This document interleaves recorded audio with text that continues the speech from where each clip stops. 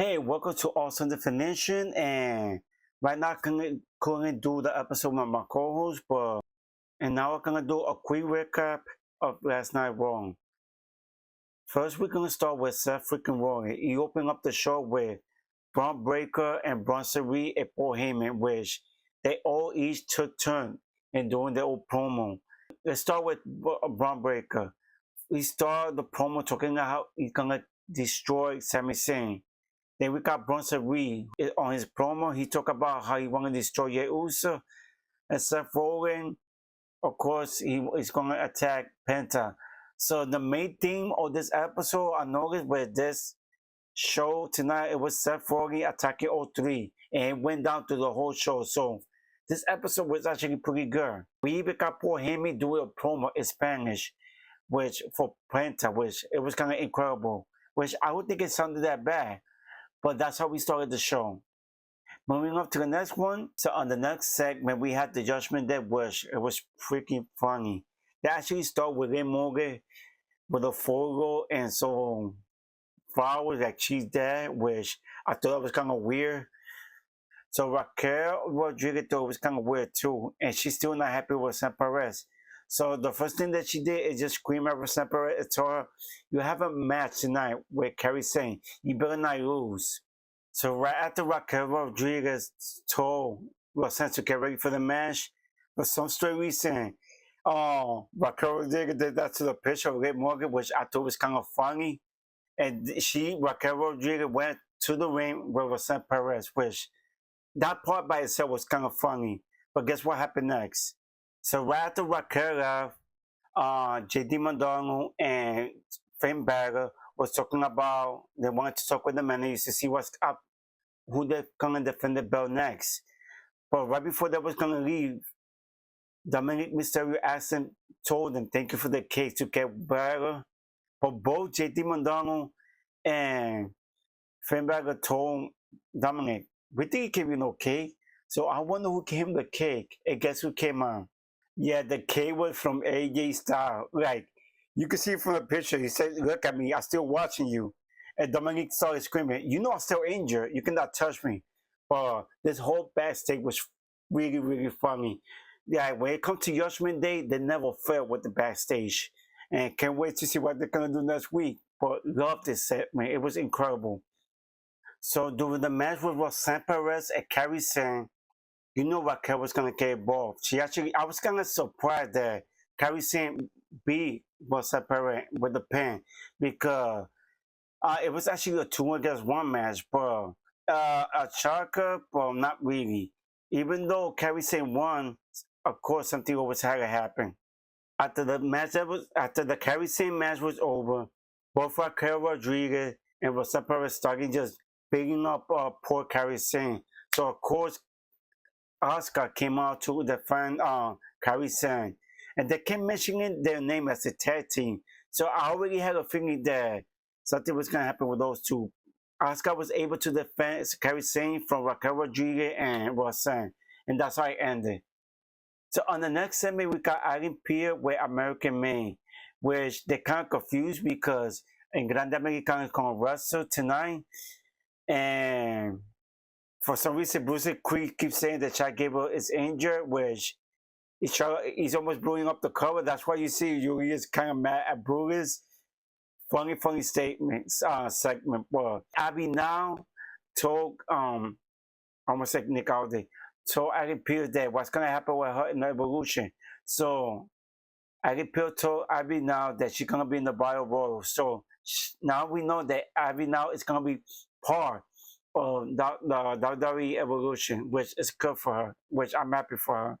We have Asuka and Kairi Sane. They go praying that they want to fight Raquel and Roxanne Perez, which it makes sense. So Adam Pearce gave them the good news that they're gonna be in Evolution. They're gonna be in the Fatal 4 tag team match, which I'm not surprised. So we already know Raquel and Roxanne's gonna be in the Fatal 4. We got Asuka and Kairi Sane for the Fatal 4. So on the roll, it's already set, and we already got the one from SmackDown. We got Alexa Bliss and Charlotte Flair of SmackDown. So I guess we missing one more tag team for the SmackDown night. Interesting. I'm going to see what's going to happen this Friday. On the next segment, we have a long promo by Nikki Bella. She's talking about how she's going to enter the Battle Royal. And everybody knows this because I know she was going to have a match with Ray Morgan, but it's not going to happen no more because, as you know, Ray Morgan got hurt and Ray Morgan might be out for the rest of the year or 6 months, whatever comes first. But yeah, so they just did a long promo with Nikki Bella that she's going to be also part of the Battle Royal. So let's see what happens next. So on the next segment, we're gonna have Sami Zayn wrestling Braun Breaker, which I was kind of confused because Sami, as you can see in the picture, Sami Zayn is injured and he's having some issue with carrying across. But right before he went to the ring, of course, he got attacked by carrying across. So it got attacked really bad that I Pierre wants to stop the match, but of course, Sami Zayn's face, so he still want to continue the match, which I did not understand because carry across right there just destroyed Sami Zayn. So when Braun Breaker walked into the ring and saw Sami Zayn injured and hurt, he was just laughing, which I wasn't really surprised.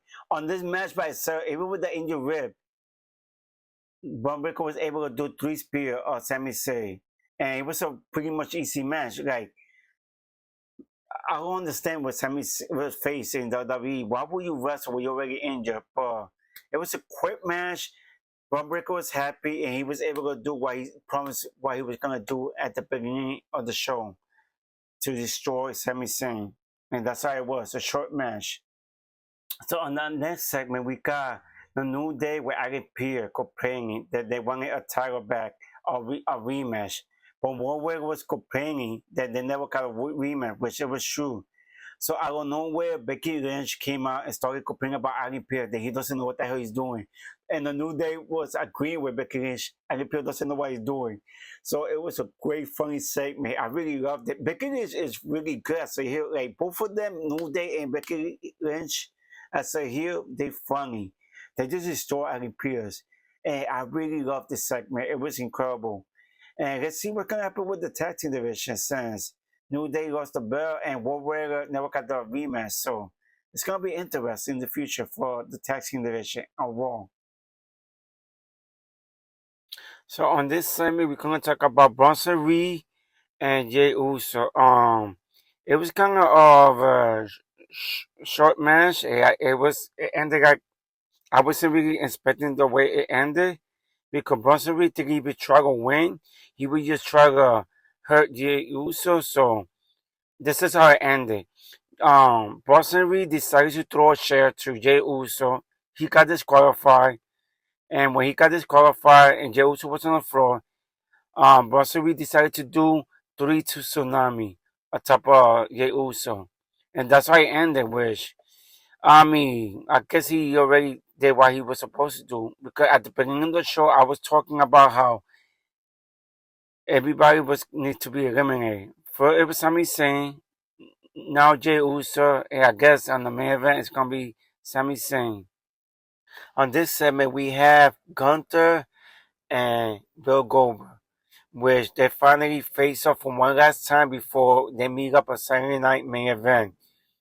It was pretty short, but at least you got to see Goldberg move. He was able to punch Gunther, and he almost did a spear of Gunther, but you know, Gunther is a heel, so he just ran away, and Goldberg kept saying that he's waiting for 5 more days so he could meet up with you. So, now it was a pretty short segment, but at least you got to see Goldberg move and do something. So, let's hope that it's actually his last match and he doesn't beat Gunther, but let's see what can happen. Now we're going to talk about the main event.